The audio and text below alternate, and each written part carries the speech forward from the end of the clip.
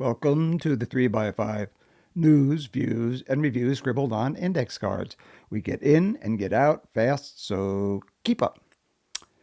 Come for the television and stay for the politics, or come for the politics and stay for the television. I enjoy streaming TV, less so recently. Whether drama, comedy, or dramedy, the characters live in a bubble. For example, existential issues such as global warming are seldom, if ever, featured. I guess production companies are afraid of alienating half their potential viewers who, inexplicably in this day and age, don't believe global warming exists. Occasionally a pandemic is dealt with, but adjacently in the form of contagion or that old stand-in for all existential threats, zombies. And a second example of how streaming TV does not live in the real world. Characters, even those who are highly educated, seldom address not only global warming but politics. They sit down to dinner and those subjects never come up. Heck, in real life, even the ignorant often talk about politics at dinner these days. Are we to believe the characters' interpersonal dramas are so intense they don't have the bandwidth for the outside world? It makes it seem like the characters live in their own little world and sensitive to the world at large. In a third example, characters in spy stories and thrillers usually face challenges from earlier eras as if the production companies and writers are a couple of beats behind, out of touch. This is especially true when they portray a president who is a rational actor and who is deferred to with respect for his judgment. All of this constitutes an outmoded model for streaming TV. It remains to be seen how new shows being hatched will handle what Trump is doing to the country, if at all.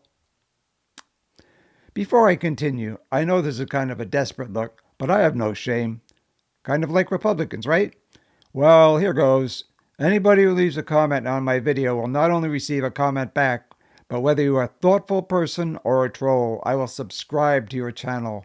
While I think subscribing to YouTube channels is personal, whether you like what I have to say or really hate it, please consider subscribing to mine. Thank you. It cracked me up the other day when Jimmy Kimmel referred to Defense Secretary Pete Hegseth and his role in the Signal Chat scandals as, quote, party line Pete.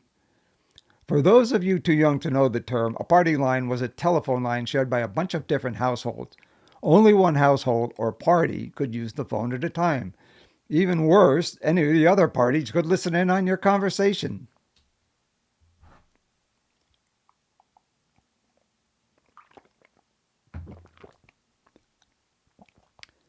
Before he was plucked from Fox, Hegseth was already red flagged for his lack of experience, drunken exploits, and sexual harassment of women. Leave us not forget his support for pardoning Eddie Gallagher. He was the Navy SEAL who knifed to death a seriously wounded teenage young ISIS prisoner in Iraq. You should see the documentary about that. It's horrible. Once in office, Hegseth communicated sensitive military intelligence in not one, but two known signal group chats.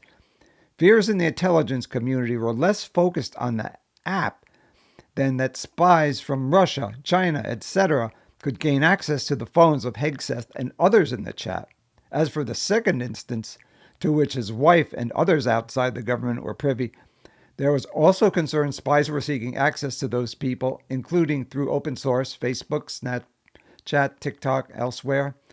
But to me, when it comes to Hegseth, Signalgate buries the lead.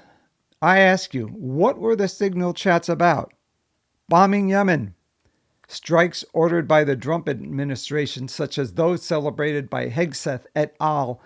On the first signal chat, have already killed 100 Yemenis. Recently, in the New York Times, W.J. Hennigan wrote that just 3 months in, the Trump administration, with the Secretary of Defense its face, quote, is embroiled in the same sort of open-ended military campaign that plagued his predecessors, quote, you know, Iraq, Afghanistan, those fun things. And worse, quote, one that holds the potential for a wider war with Iran, unquote. Think about that. War with Iran. You just can't imagine what that would be like. If the Houthis are the admittedly sometimes savage Yemeni opposition group supported by Iran that has been launching strikes on commercial ships in the Red Sea. Hegseth is overseeing a thus far unsuccessful operation to protect the ships. Hennigan wrote that this has, quote, sent the Trump administration into an exorbitant, potentially escalatory spiral from which it will be hard to extract American troops with every passing day, end quote. Oh my God, we're all so sick of that song. If you are skeptical, I would just mention that Hennigan is one of my favorite foreign affairs and military journalists. Next, he reports that forces of the Yemen government are seeking to take advantage of the U.S. airstrikes with a ground invasion against the Houthis. The Trump administration is considering backing the militias, a move that would almost certainly spiral into a war like the Iraq or Afghanistan wars. As if Yemen hasn't suffered enough.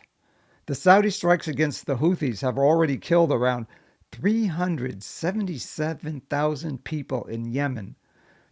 Finally, Hennigan writes that since, slightly edited, quote, only about 12% of the world trade annually passes through the Red Sea, and an even smaller share of U.S. trade, does this warrant imperiling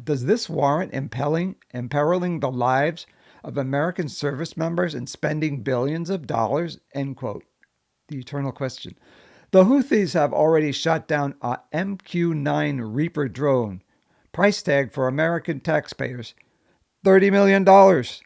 In other words, the Houthis, as resilient and dedicated as every other group we have tried to defeat, from the Vietnamese to Islamic terrorists, would likely take years to subdue. Have at it, Hegseth. At least until you're fired, you fool.